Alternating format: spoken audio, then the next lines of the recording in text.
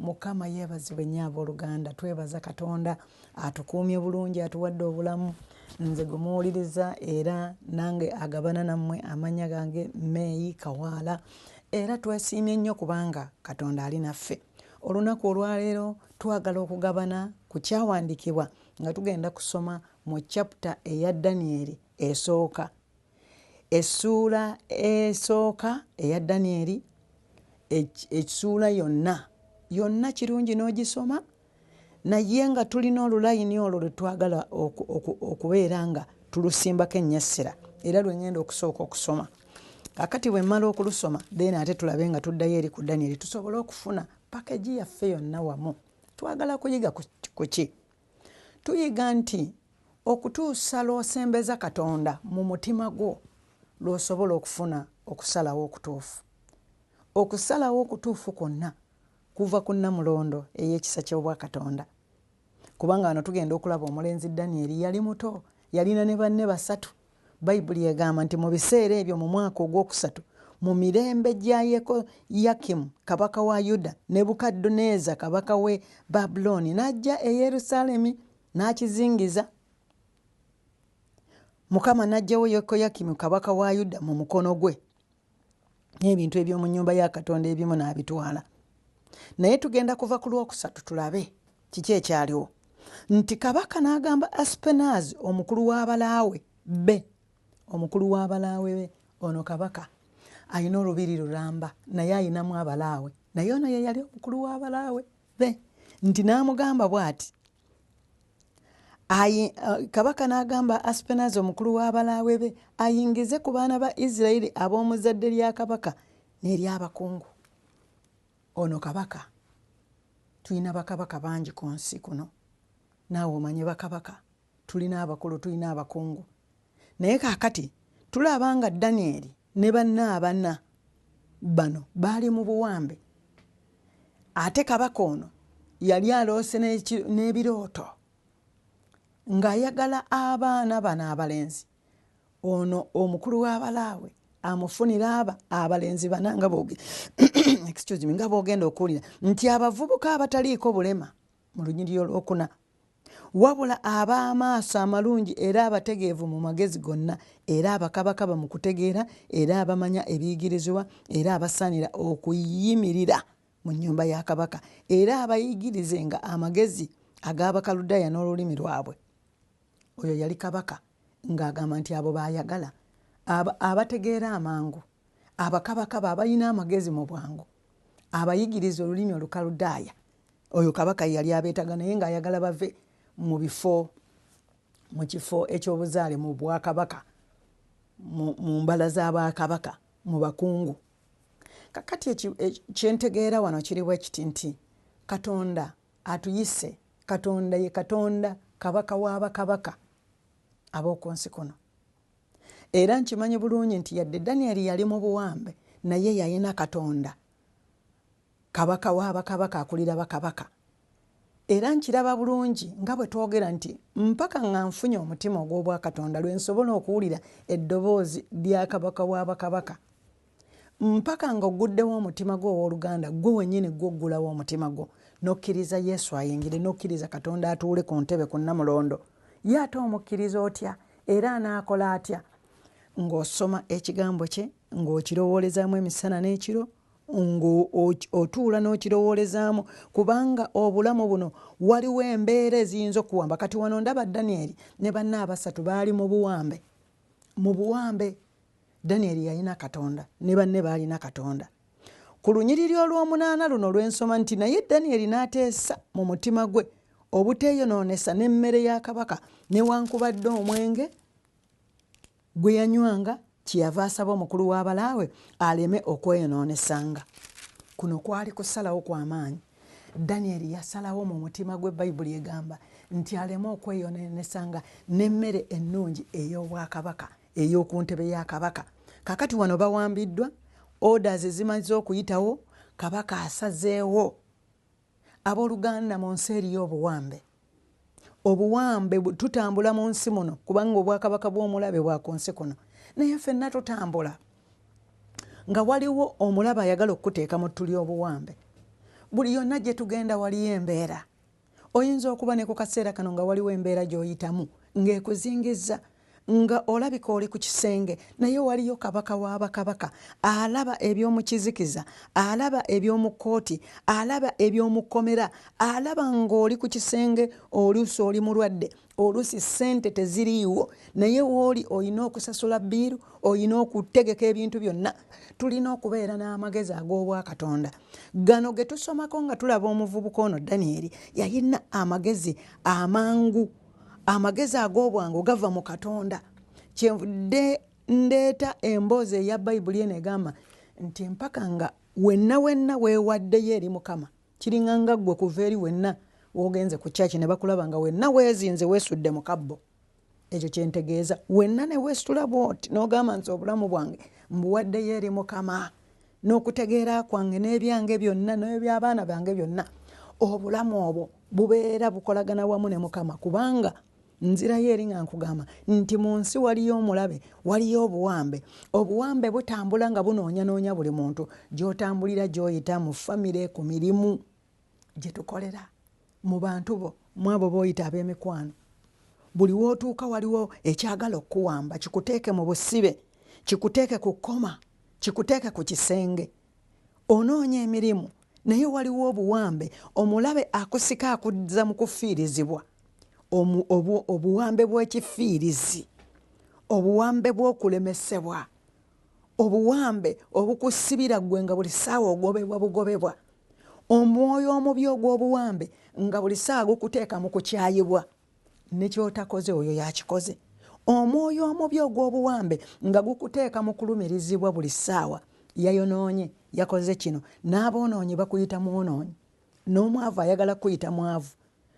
Omwoyo ogwo ogw'obuwambe leero twagala okuyiga ku mutima gwa Katonda.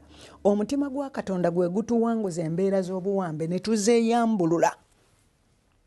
Naye twetaaga okutuuka ku ddaala ery'obwa Katonda. Litya naafuna nti omutima gwa Katonda. Luli twali tuyiga ne tugamba omutima bagusuubula mu biduuka, balina oba ensi ze bagutundamu, ogw'obwa Katonda okugufuna. Omutima gw'obwa Katonda gwoggulawo omutima gwo ne weewaayo n'ogamba nze obulamu nkooyo obulamu obw'okubeera mu bufuge bw'abakabaka b'ensi eno, naye obulamu bwange njagala bubeere mu bwakabaka, obwakabaka oyo ow'eggulu. Katonda omuwonya, Katonda atugaggawaza, Katonda atusumulula n'atujja mu makomera, Katonda akusumulula n'akujja mu bwavu. Mukama ye Katonda kabaka wa kabaka agenda okukujja mu kulemesebwa, gwe kyobadde okwatako bwoti nga kiremesebwa, mu kukyayibwa, ezo ze bayita rejection, mu kugaanibwa, embeera nga zikufunze ne zikuteeka mu kkoona n'otuuka ku kisenge. Ye Katonda asobola okujja ku kisenge n'olaba ekitangaala. Ye Katonda mu kizikiza alabamu, alaba embeera eziba zaagala okujja okukuwamba nga tezinaba na kukutuukako. Naye owange tugenda kuziwangula tutya? Tulaba Danyeri n'abavubuka bano abasatu abalina embala, abakabaka abalina amagezi, baali mu buwambe mu mikono gya kabaka. Oli mu buwambe otuuse, otwaliddwa mu kkooti, toyina kyokoze, otwaliddwa mu kkomera, bakuwaayidde. Bw'obadde oyita mikwano gyo bazze bakuwaayidde, bakusibyeko ebintu. Naye ekigenda okukununula, muganda wange, ekigenda okutununula, kusalawo n'okusalawo okw'obwa Katonda. Tusalawo tutya? Danyeri okusalawo kwe kwali kutya?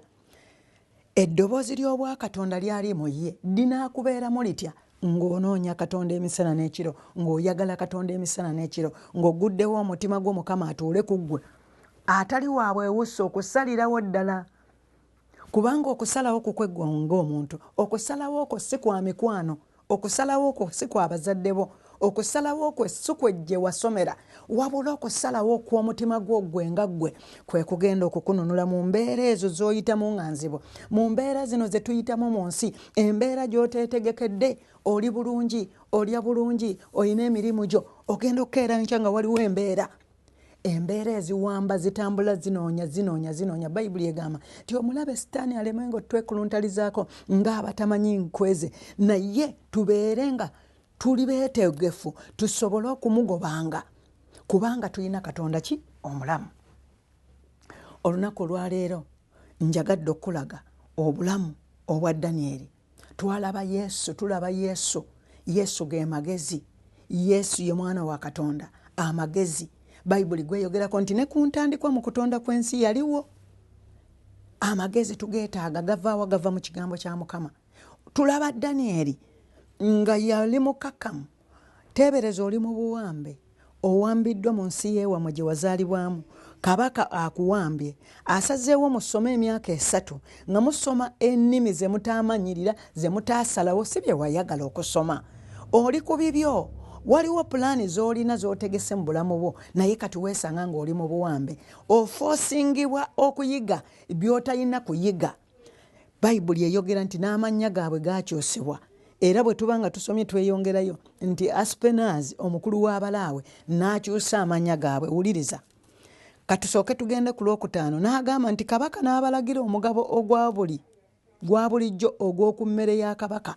Kabaka yasalawo ng'agamba nti bano abalenzi nga bwe bazze okufuna amagezi obulungi n'okunkolera bye neetaaga njagala bagende basome emyaka 3 mu yunivasite. Ate bajja kuba abo nga balya ku mmere yange. Kakati wano Danieri amagezi g'Obwakatonda agamutuddemu yatunula n'alaba. Amagezi ag'Obwakatonda gatuwa okusalawo okwangu. Ne tuteeyonoonesa n'ebirungi eby'enseno, ne tuteeyonoonesa na bintu by'enseno. Waliwo ebintu ebirabika ng'ebirungi naye nga bwe tugendera ku byo oba bwe tubirya bitusuula mu kuzikirira. Okuzikirira okw'olubeerera. Kakati Danieri kye yava asalawo mu mutima gwe, Bayibuli egamba n'atayagala kweyonoonesa na mmere eya kabaka. Oyinza okuteeberezaamu kubamu ekifaananyi olabe emmere eri ku tteebo ya kabaka, ku mmenza ya kabaka. Kuliko buli mmere, kuliko ennyama, kuliko ey'oluwombo, kuliko ey'omu bokisi, kuliko enkoko enjokye, eyo nno ya bifi, kuliko eri enkalirire obukalizi, kuliko eno gye bateeka era mu bokisi, kuliko ebinyeebwa bya bokisi, kuliko ebisiike, kuliko greens, doodo, entula, byogereko byonna olabe kasooli ali wali. Emmenza girabe nga mpanvu bweti ng'eriko emmere eya kabaka. Kabaka ate osobola okumuma ebyokulya byonna by'ayagala bibeerawo abooluganda. Bateekawo self-service. Naye Danieri bwe yabitunuulira bw'ati mu mutima gwe n'asalawo obuteeyonoonesa na mmere ennungi y'Obwakabaka afiirwe eky'Obwakatonda. Olunaku olwaleero Mukama atujjiridde. Kiki ekibadde kikutawaanya ennyo ekikuleetera okusalawo okukibeeramu n'onyumirwa obulungi obw'ensi eno naye n'ofiirwa obulungi obw'Obwakabaka mu mutima gwo obwandikuweesezza eggulu emirembe n'emirembe. Waliwo bingi nnyo bye tulaba ku nsi eno nga binyumisa amaaso naye nga bya microwave. Waliwo ebintu ebituli mu maaso ng'ogenda kukirya mu ddakiika, mu sekendi, naye bw'omala bw'oti ng'obulamu bwo tebugenda kusigala kye kimu. Omulaba atambula ng'ayagala okuleeta obuwambe eri obulamu bwo okukwambululako amafuta. Ate tayita kuwala, ayita n'abo abakuli okumpi. N'ateekawo ebirungi. Gundi naawe ejjirako bw'oti naye naawe oyina nnyo ensonyi. Omulabe ng'anaayagala okukuwamba aleeta obugambogambo obuwoomerevu. Naawe nno n'oyagala okwenyanyamula obalage nti toyina nsonyi. Naye ogenda okusitukira mu ekyo ekyokulya nga si kyakulya kirungi nga kikwambululako amafuta. Bane tulina okukuuma amafuta. It is by the grace of God. Lwakisa kya Mukama. Tewaliiwo muntu agamba nti nze bino mbikola ku lwange.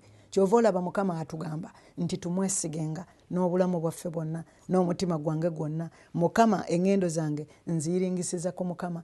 Era mu Katonda mwe muli obuddukiro bwaffe. Kyava agamba nti kyekiddukiro kyange omubeezi ddala atabula mu kulaba ennaku. Kyetuva tulema okutya n'okwekanga kubanga ye abeerawo buli wamu. Mu nzikiza gy'oyitamu owooluganda mu buwambe bw'olowooza nti mwoli weetaaga mutima gwa Mukama ogufunye otya. Genda mu Bayibuli, genda mu kigambo kya Katonda. Osome Bayibuli, soma ebyawandiikibwa, byesomere. Okimanyi nti ne bw'otambula n'ogenda eri omusumba okukosabira era gwe wennyini okukkiriza kwe kukusumulula. Okyetaaga okusumulula obulamu bwo nga ye gwe kubanga gwe oyina endowooza zo, omubiri gugwo, omutima gugwo, akamwa kako. Embeera zonna zizo, enjogera yiyo. Naye kati bw'okkiriza Mukama n'ajja n'atuula ku mutima. Ku mutima guno njogera ku mutima. Omutima gwo ne gumala gukyusibwa. Omutima gwo bwe gutuulako Mukama guwona. gukyusibwa. Bayibuli egamba nti omutima mulimba gulwadde endwadde etawonyezeka, naye ani ayinza okugumanya? Ye Katonda yekka akebera ebyomukizikiza, akebera ebyama, akebera omutima gwange. Ekituula ku mutima kye kifuluma ebweru bulijjo bwe tuyiga, era Bayibuli kyetugamba nti omutima gw'omutuukirivu gufumintiriza nga tetugunnaba kwogera. Genda mu Ngero 15. Gufumintiriza kubanga gutuddeko Katonda. Kyova olaba omutima gwa Danyeri gwafumintiriza nga tegunnaba kulya nkoko. Danyeri yatunuulira enkoko, Katonda n'amubikkulira bingi. Enkoko ezo ziba mpongerere, oluusi teyidde, olukwata ekifyo olumala okyewulizaamu nga bayita 911. Waliwo ebyokulya bye twagala okulya nga byakaseera, nakugambye nga bibugumyeko bubugumya, nga boddira amata ago mu kikopo n'ogateeka mu microwave. Amata geofumbye mu microwave mu kikopo tegali nga kacaayi kotadde ku nku ne kaboobeera ne kawunya akawoowo. Emmere gy'onyize n'osiba bulungi n'onyiga n'oteeka ku nku n'emala n'enyigibwa nga bamaama baffe bwe baatuyigiriza, n'oteekako box, n'oteekako ejjooni, n'oteekako lumonde, n'oteekako enva endiirwa, n'oteekako oluwombo, n'olyoka osiba akaayi ku bifi ebya taata ng'enkoko enkulu n'ekisambi. Ebyo emmere eyo n'ogifumba, bw'emala okujja maama n'abeera nga yeesibyeko akagoye n'afukamira bulungi, n'anyiga emmere, n'anyiga ettooke, n'amala n'azzaamu olulagala bulungi, n'agizzaamu n'etuulamu, n'alyoka agisaaniika, n'aleeta n'essaaniiko liri ekkadde eryo likuuma bulungi ebbugumu. Emmere n'ebeera ng'ewuuma ng'ewunya akawoowo. Ne Katonda bw'atyo bwe tumusembeza ayagala tulye ebirungi ebiyidde, emitima gyaffe gikyuka ne tubeera n'omutima ogwa Katonda. Omuntu abeera n'omutima ogwa Katonda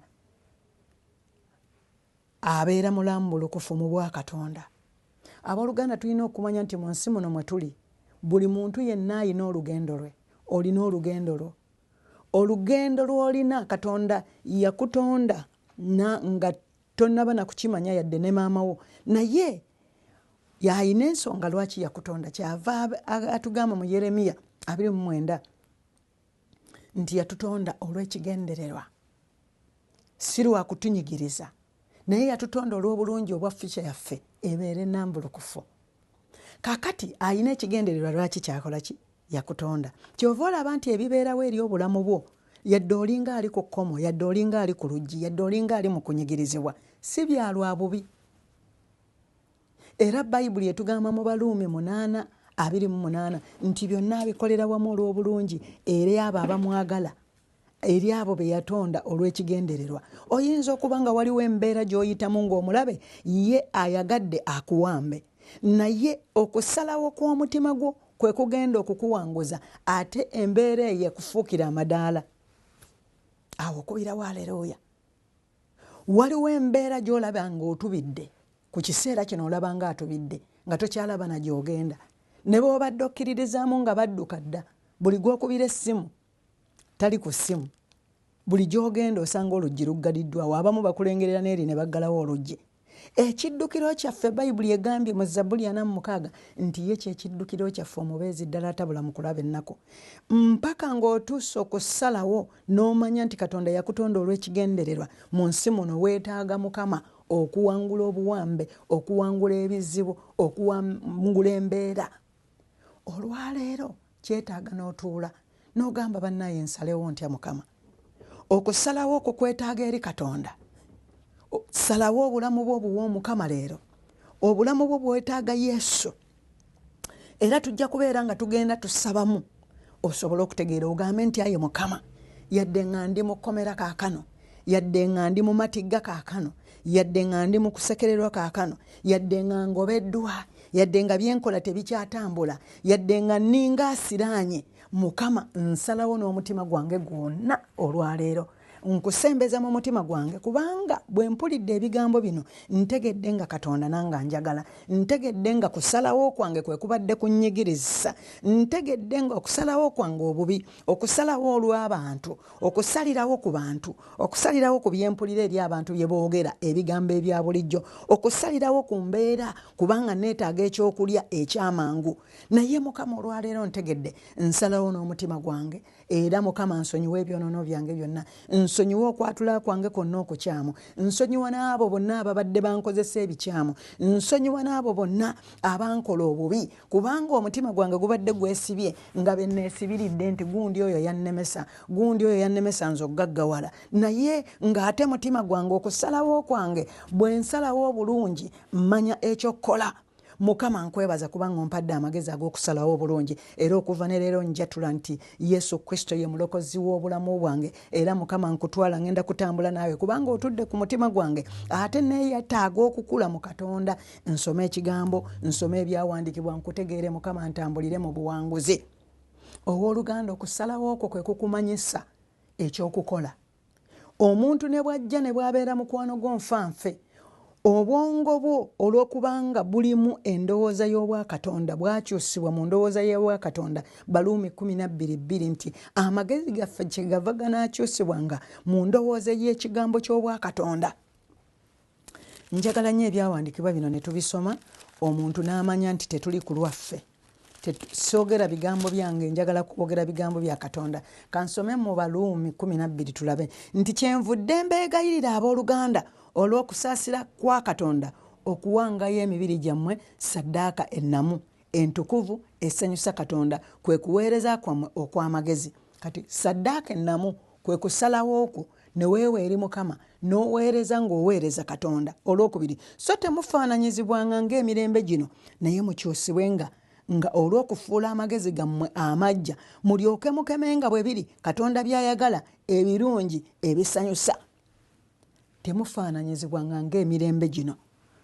Oluusi abantu twagala nnyo okwefaananyiriza, twagala nnyo okubeera mu yunifoomu. Gundi akoze kino nange kyemba nkola.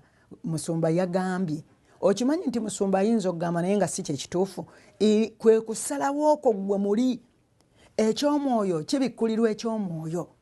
Nti abo abalina abakulembera omwoyo be baana ba Katonda. Buli lw'obeera ng'ojjuziddwa omwoyo, enjiri bw'ebuulirwa, Katonda akominikeetinga naawe n'akuba ebituufu byonna byonna ku mutima gwo, n'owulira ng'ofuluma ekkanisa ng'owonye.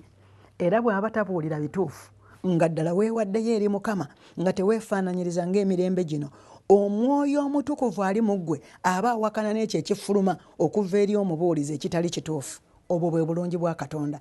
Gwe wennyini nnyini owooluganda gw'olina okusalawo, okusalawo okwo kubeere okw'obwa Katonda. Agambye nti so temufaananyizibwanga ng'emirembe gino, naye mukyusibwenga olw'okufuula amagezi gammwe amaggya, mulyoke mukemenga nga bwe biri Katonda by'ayagala, ebirungi, ebisanyusa, ebituufu. Tulyoke tukemenga nga bwe biri. Omuntu ajjudde omwoyo yakebera eby'omwoyo. Atalina mwoyo tasobola kumanya mwoyo ye byagamba. Yesu kye yava agamba nti nange ndibasabira eri Kitange n'abaweereza omwoyo omutukuvu. Nti omwoyo omutukuvu oyo ensi temutegeera, temukkiriza kubanga tekola ki? Temutegeera. Tosobola kukkiriza ky'otategeera, naye bw'okkiriza Katonda tosobola kumanya ky'otategedde. Naye bw'omala n'okkiriza n'akamwa ako n'oyatula Katonda, n'oyatula Yesu Kristo ng'omulokozi wo, otandika okumutegeera, n'otandika okumusomako, n'otandika okukyusibwa, amagezi go ne gafuusibwa, ne gafuuka majja, ne gatandika okukema ebyo byonna. Abooluganda, leka nkubuulire ekigambo bwe kiti kye njize wano mu Katonda. Waliwo okusalawo kw'osalawo nga kubanga waliwo abakuperereza okiyingiremu. Naye bw'oyingira mu Katonda, Katonda omwebuuzaako buli 24/7. Mukama omwebuuzaako buli kaseera. Ovuga emmotoka, oli mu nnyonyi, otambula, ogenda kulima, weebase, teweebaka nga toyogedde naye. Bayibuli egamba nti oyo yatuwa otulo otulungi, ne twebaka bulungi ate era ne tuzuukuka bulungi. Yatuwa ekyokulya, Bayibuli egamba nti anaatuliisanga bingi byereere, ne tulya ne tukkuta. Nti obwana bw'empologoma bubulwa, bunoonya ne bubulwa, naye ffe abamunoonya Mukama tetubulwe nga ki? Kyakulya, kyakunywa, kyakwambala. Nti ye y'anaasumululanga ebituli by'eggulu, n'atuyiira omukisa, n'atuyiira ensimbi. Nti anaatugaggawazanga era ne obugagga bwe tebubeerengako buyinike. Ye Katonda ye yaweereza omwana w'omu Yesu Kristo n'atufiirira, n'afiirira ggwe nange. nga buli amukkiriza ajjibwako ebibi kubanga bayibuli etugambye mu Bagalatiya 3:13 nti ye yatununula mu kikolimo ekyaki eky'amateeka omutango yagwetikka ebibi yabyetikka yafuusibwa n'abeera ye yavumibwa n'afuuka omubi n'afuuka endwadde n'afuuka obwavu gwe nange tulokolebwe yono Yesu gwenjogerako ajja ye Katonda gwenjogerako Daniel gwe yayina n'amusazaawo okusalawo okutuufu Daniel okwamununula mu buwambe. Tugenda kubeera nga tweyongera okusoma ku Daniel naye ng'era sinaba kukomawo okwongera kugabana genda mu maaso osome ekitabo kya Daniel olabe Daniel bwe yawunjukanga embeera.